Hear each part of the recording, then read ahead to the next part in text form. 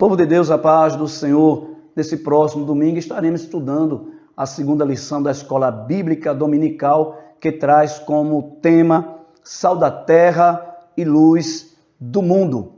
E eu quero, desde já, pedir a você que, se porventura gostou desse comentário, do comentário que nós iremos fazer, que você possa curtir, deixar aí o seu like. Você também pode nos ajudar compartilhando esse vídeo com mais pessoas, de repente até com alguém que não teve ainda um encontro com Jesus, ainda não expressa ou não confessa a fé salvífica. E aí você estará nos ajudando a divulgar a palavra do Senhor.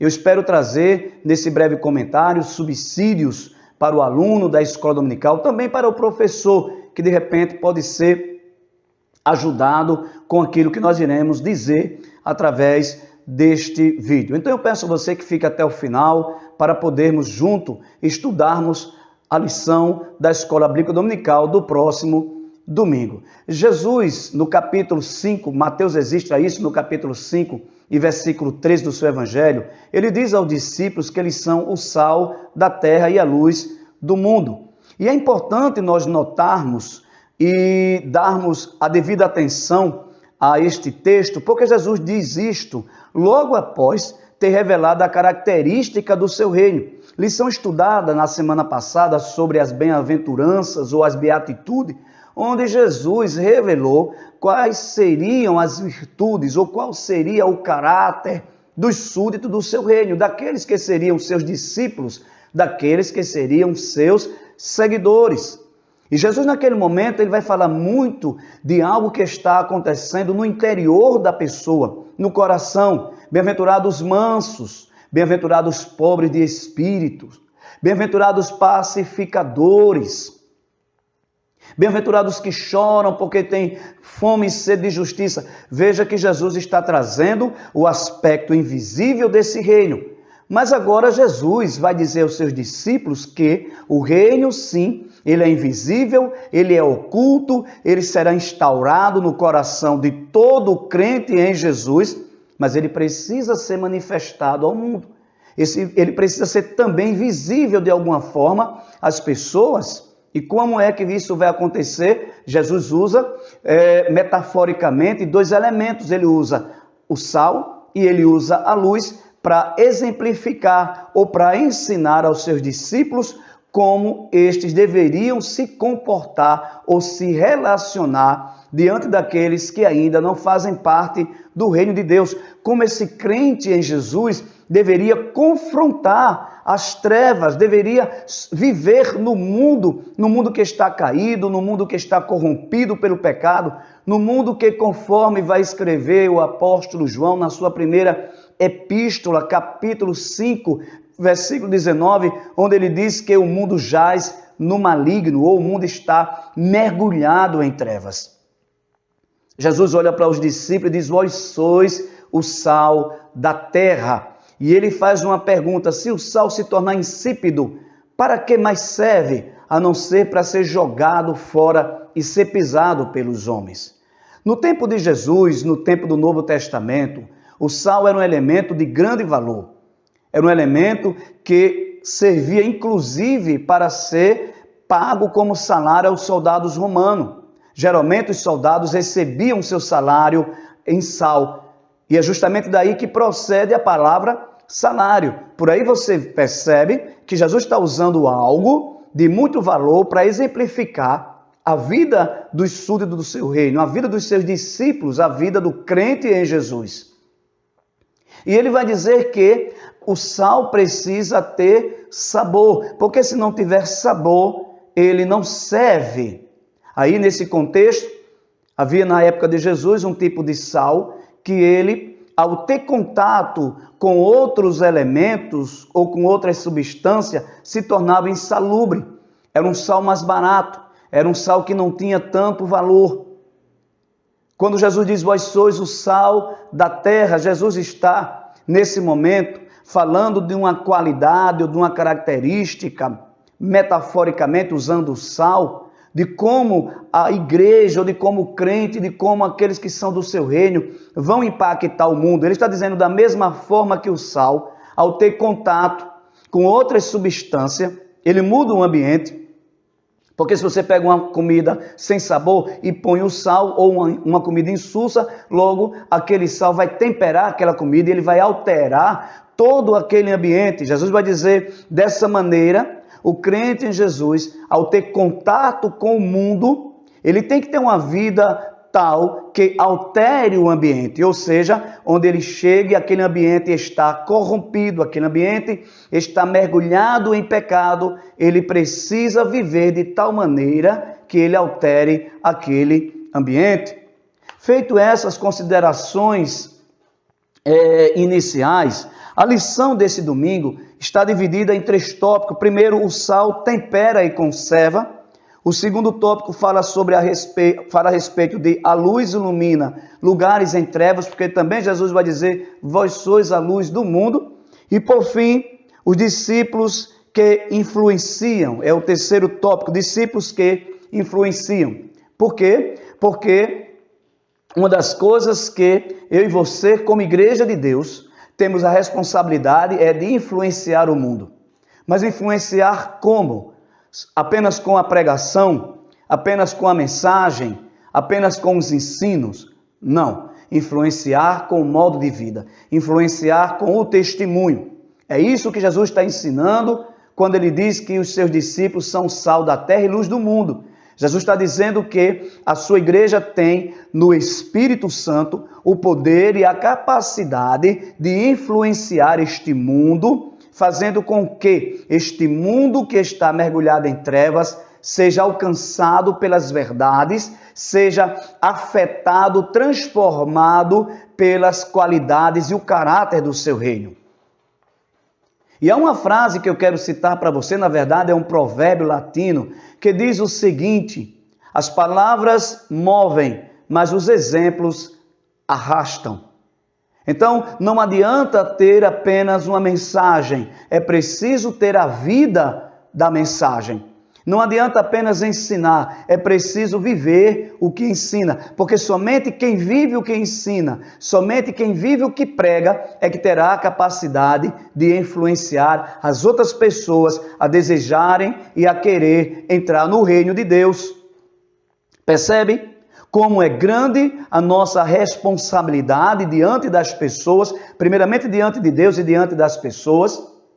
Porque o sal, ele vai mudar o ambiente, ele vai afetar o ambiente, ele vai alterar as características de tudo aquilo com que ele tem contato. Da mesma maneira, a vida do crente precisa produzir estes resultados.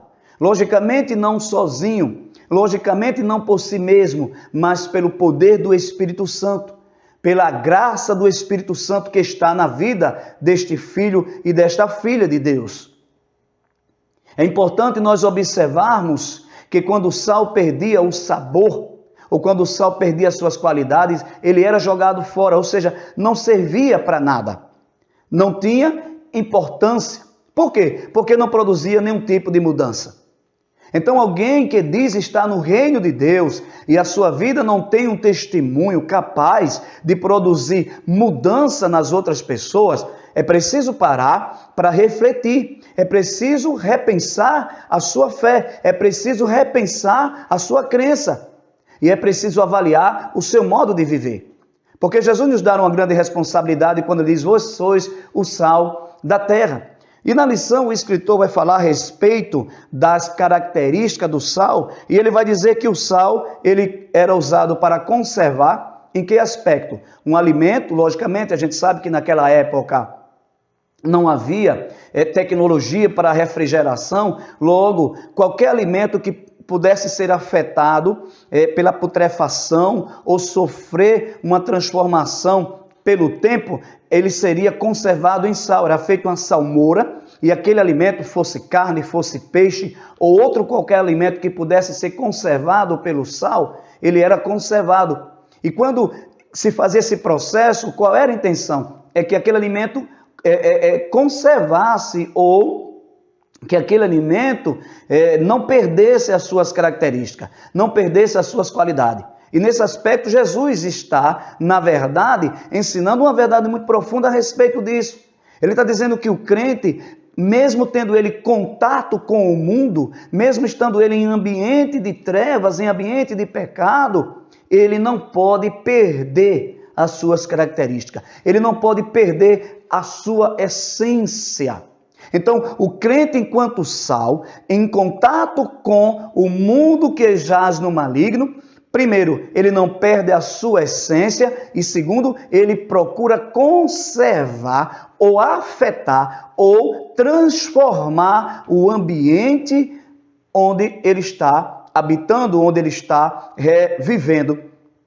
Percebe isso? Então, o primeiro tópico vai dar uma definição a respeito do sal, como a Bíblia vai falar a respeito do sal, porque o sal também era usado como remédio. O sal era usado para tempero, ou seja, para dar sabor às comidas, e o sal também era usado nos sacrifícios. Sim, nos sacrifícios, em alguns sacrifícios que Israel oferecia a Deus, era utilizado o sal. Veja qual grande era a importância do sal naquela época. E Jesus está se utilizando dessa imagem, dessa figura, exatamente para denotar, para dizer a importância do papel que a igreja, que os seus filhos devem exercer sobre a terra. Então, a função do sal é justamente isso, né? É equilibrar, é conservar, é dar saúde, é dar sabor. E assim deve ser a vida do crente. O apóstolo Paulo vai dizer que nós, ao falarmos, ao ensinarmos, que as nossas palavras sejam saborosas, ele vai usar uma expressão, né, com relação a isso, temperada com sal. Sim, temperada com o sal. Então, é importante nós observarmos exatamente essa capacidade que a igreja possui de influenciar por ser sal da terra. Vós sois o sal da terra. E percebe, Jesus aqui não está dando uma possibilidade. Nem tampouco Jesus aqui está dando uma condição. Jesus está fazendo uma afirmação. Ele está dizendo, você é. Então, ou crente é ou não é. Essa é a verdade. Jesus revelou na fala anterior a qualidade do seu reino, e agora está dizendo que esse reino precisa ser manifestado na vida de todo aquele que faz parte dele, e ele usa essa linguagem, ele usa essa metáfora a respeito do sal. Então, no primeiro tópico, a gente está estudando exatamente isso, a respeito do sal que tempera e do sal que conserva. E o escritor vai dizer que o sal, o cristão é como este sal. O cristão tem esse poder de influência, tem esse poder de transformar o ambiente.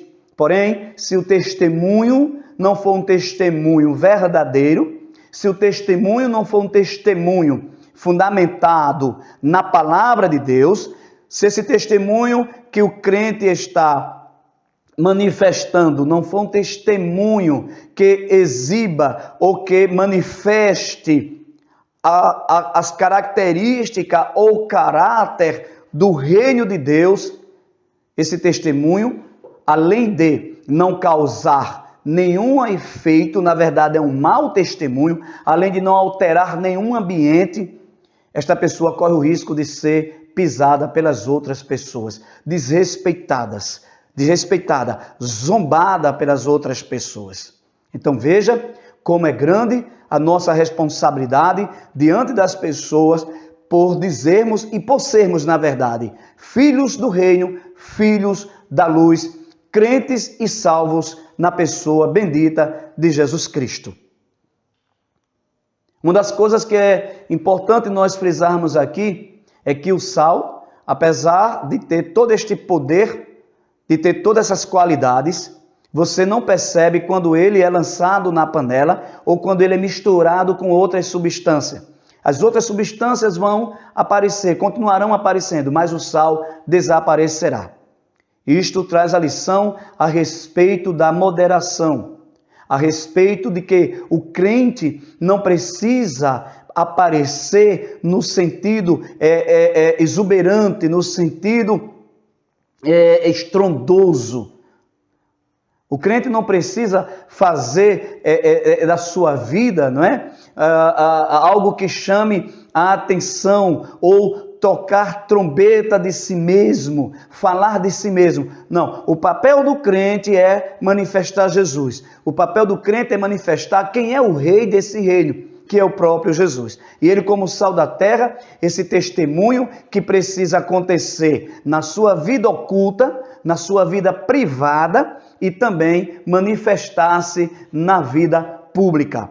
Então, o sal, está Jesus agora ensinando aos seus discípulos. O sal, por ser uma substância que não aparece, mas, no entanto, tem a capacidade de afetar, de transformar, de influenciar tudo com que ele tem contato, assim deve ser a vida do crente. O crente em oculto, o crente na sua vida privada, precisa e deve manter esse testemunho.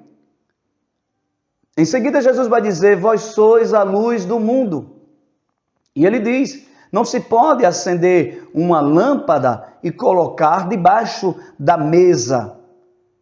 A lâmpada é acesa para colocar em cima, no velador, e diz que ilumina toda a casa. E aí Jesus está dizendo: olha, você como igreja, você como discípulo, você como súdito do reino, não pode estar no lugar errado, você tem que estar no lugar certo. E estando no lugar certo, na posição certa, diante de Deus e diante dos homens, a sua vida será capaz de iluminar, a sua vida será capaz de influenciar. E aí Jesus está usando o elemento luz justamente com a mesma finalidade de dizer que a igreja vai influenciar, porque qualquer ambiente escuro onde se acender uma luz, aquele ambiente automaticamente fica claro e tudo que estava oculto será manifestado. Tudo que estava escondido aparecerá. É este o sentido com que Jesus está dizendo que a igreja, está dizendo que os seus discípulos, que os seus seguidores, que os crentes que professam fé nele seriam. É esse sentido, o sentido de influenciar um ambiente de trevas, manifestando a luz. Agora é importante observar que o crente não tem luz própria, que o crente não tem luz por si mesmo, que a luz do crente provém de quem? Provém de Deus. Tiago disse que Jesus, aliás, que o Pai, de onde vem ou de quem vem toda dádiva boa e perfeita, ele é a luz do mundo. Ele é a luz, ou Pai das luzes. Na verdade, Tiago vai dizer, ele é o Pai das luzes, ele é o gerador de luz. E Tiago diz que onde não há sombra, nem sequer de variação. Deus é luz desde o princípio.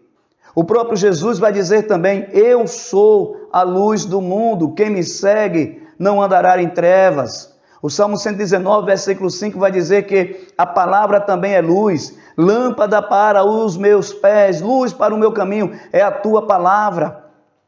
Então perceba, o crente que está diante de Deus, o crente que está obedecendo às palavras de Jesus, e o crente que está vivendo, mergulhado na palavra e vivendo a palavra, essa luz será gerada nele justamente através de Deus, de Jesus Cristo e da palavra. Então, o crente é luz, mas ele não é luz sozinho. Você é luz, mas não é luz por si mesmo. Você é luz porque Jesus, através da palavra do Espírito Santo, faz com que você brilhe. Faz com que a sua vida de poder no Espírito, o seu modo de viver na graça de Deus, seja manifestado.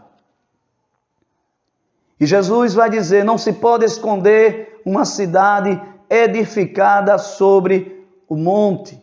Neste momento, Jesus está dizendo: não tem como apagar, não tem como esconder, não tem como impedir que a luz de alguém que está cheio da graça de Deus, que é a luz de alguém que está iluminado por Deus e pela sua palavra, pelo seu Espírito, não tem como impedir que esta luz brilhe. Não há trevas suficiente, não há ação do mal, não há ação do mundo, não há ação de demônios, não há nada que possa impedir que você que é luz, que você que é filho do reino, que você que é filha do reino, que você é crente, você que é crente em Jesus, não tem quem peça. Se você está na luz, se você está envolvido com a luz de Deus, não há quem peça que a sua luz brilhe. E mais uma vez, esta luz vai influenciar, vai afetar o ambiente. O sal e a luz, metaforicamente, aplicado na vida do crente, vai fazer com que esse crente manifeste exatamente o reino que está oculto no seu coração. Não através somente das palavras, não através apenas das mensagens, do ensino, dos conselhos, mas muito mais através dos exemplos, através do modo de viver. É isso o que o texto vai dizer, é isto que Jesus quis dizer. E ele disse que os homens vejam a vossa luz. Percebe que o sal não é visto, o sal não pode ser visto. A ação do sal ela é invisível, mas já a luz, ela agora é para ser vista. E aqui nós temos o outro aspecto do reino, o aspecto do equilíbrio, o aspecto da moderação. O crente precisa buscar a justiça, a santidade. O crente deve, expressar, manifestar toda a qualidade, as virtudes, o caráter do reino. Mas ele não pode ser fanático, ele não pode ser exagerado, ele não deve ser exacerbado. Não deve de maneira nenhuma buscar manifestar a si mesmo, exibir-se a si mesmo. O nosso dever, o nosso papel é manifestar a Cristo. Então, o segundo tópico diz, a luz ilumina em lugares de trevas, e é verdade. É verdade. Não importa qual ambiente você que é luz, você que é salvo, está colocado, está vivendo. Em qualquer lugar, possa ter as mais densas trevas, mas se você é luz, verdadeiramente luz, a luz vai brilhar e as trevas não podem ofuscar você, não poderão apagar você. Jesus disse que os homens vejam as vossas boas obras e glorifiquem ao Pai que está nos céus. Veja, agora é para que as pessoas vejam esse testemunho, essas obras que são feitas em amor e em fé, ou através da fé em Jesus Cristo. As obras manifestadas na vida do crente, pelo poder do Espírito Santo, ela tem essa capacidade de levar as pessoas a glorificar a Deus, e é preciso que isso seja compreendido. É preciso que a mensagem não seja apenas uma mensagem de palavras, mas uma mensagem de ações, uma mensagem de atitude, uma mensagem de atos. Uma mensagem que está presente no modo de viver de cada crente em Jesus. Então, tanto o sal como a luz, ela afeta o ambiente que entra em contato com eles. E Deus mostra o seu reino ao mundo através da igreja, que é sal e é luz do mundo. E esta é a grande mensagem da lição nesse domingo. É a capacidade que você, que eu, que nós, enquanto igreja, temos de influenciar as outras pessoas.